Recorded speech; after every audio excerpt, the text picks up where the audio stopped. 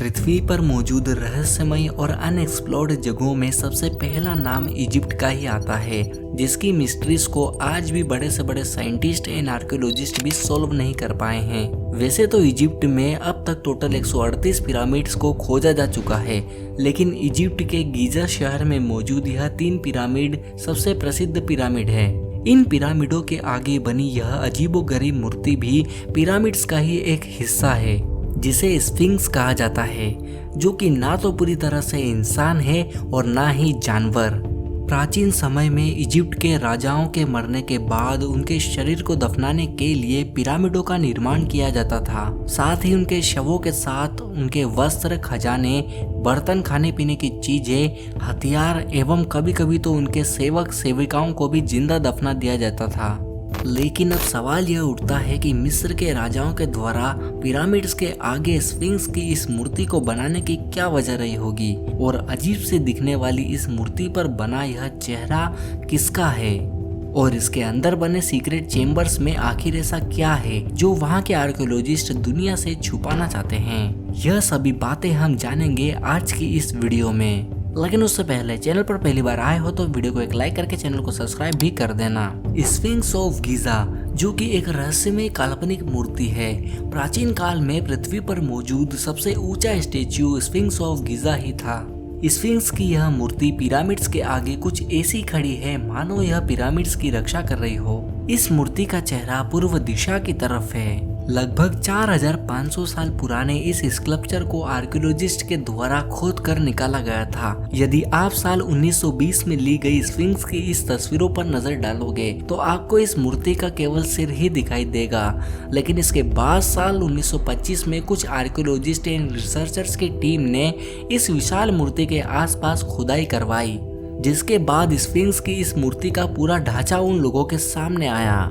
लेकिन आज भी साइंटिस्ट इसके निर्माण की एग्जैक्ट डेट नहीं बता पाए हैं कि यह कब बना था। कई इतिहासकारों का तो यह मानना है कि स्फिंक्स ऑफ गीजा पिरामिड से भी कई हजारों साल पुराना है। उनका यह दावा है कि स्फिंक्स की मूर्ति पर वाटर इरोजन के निशान पाए गए हैं, जो कि तेज बारिश या बाढ़ के पानी के बहाव से बनते हैं। एक फेमस इजिप्टोलॉजिस्ट एंथनी वेस्ट ने अपनी रिसर्च में यह प्रूव भी कर दिखाया था कि मूर्ति पर वाटर इरोजन के निशान हैं, लेकिन इस खोज ने आर्कियोलॉजिस्ट की गुत्थी को सुलझाने के बजाय और उलझा दिया था।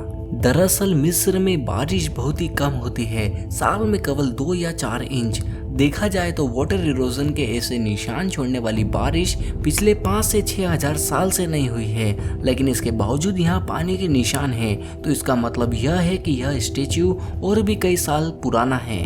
और तो और यह थ्योरी यह भी कहती है कि गीजा हमेशा से एक बंजर रेगिस्तान नहीं था। इनफैक्ट यहाँ पर भी कभी हरियाली पाई जाती थी।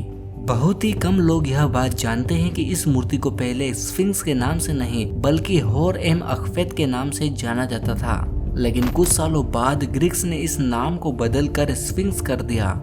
गाइज, आज के समय में जैसा स्फिंक्स हमें दिखाई देता है वह पहले ऐसा नहीं हुआ करता था, बल्कि यह तो कुछ इस तरह का कलरफुल स्ट्रक्चर दिखाई देता था।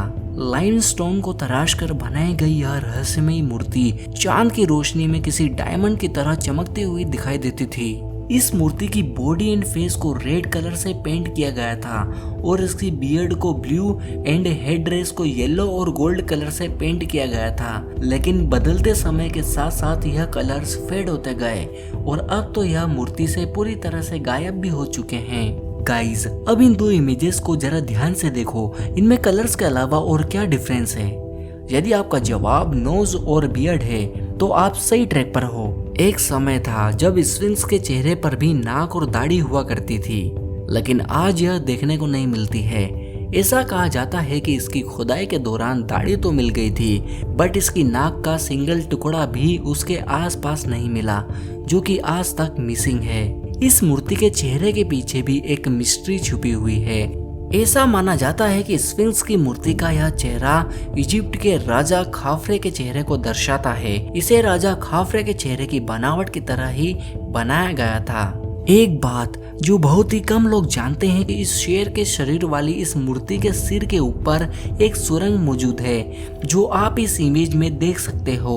1740 के दशक में चार्ल्स थॉमसन ने अपनी एक किताब में लिखा था, जो लोग स्फिंक्स के ऊपर चढ़े थे उन्होंने बताया था कि वहां पर एक गोल सुरंग भी मौजूद है, जिसके जरिए उस मूर्ति के अंदर उतरा जा सकता है। लेकिन साल 1920 में एक इंजीनियर ने स्फिंक्स के सिर पर बने उस चेंबर पर लोहे का ढक्कन लगाकर उसे हमेशा हमेशा के लिए बंद कर दिया था, क्योंकि इजिप्ट के आर्कियोलॉजिस्ट दुनिया से स्फिंक्स का राज छुपाना चाहते थे।